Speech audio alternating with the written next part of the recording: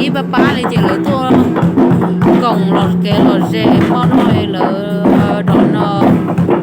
đón nó do thừa nó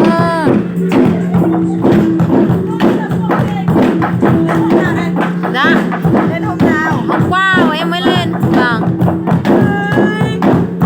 chào được à Chơi à? dạ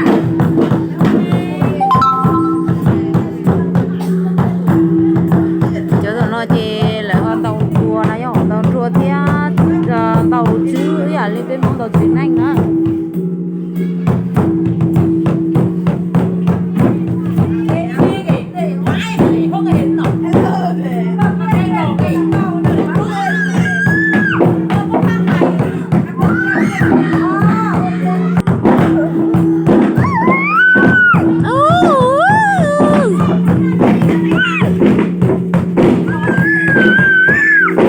đi chơi với Gu các anh đông chưa? Anh đông chưa? Các anh lên đông chưa? Đi chơi với các anh đi.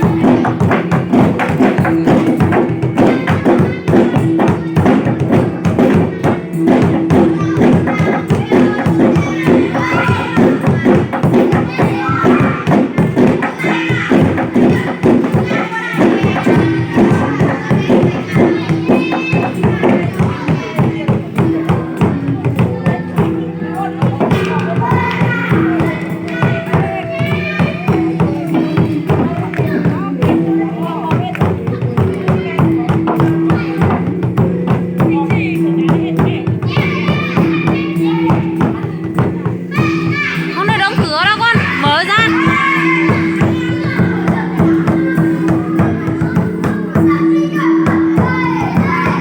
Mở ra. Mở ra. Không được đóng cửa đâu. Không đúng. Đi chơi với các anh kìa kìa. Đi chơi đi. Đi chơi với anh đi. Anh lớn chưa?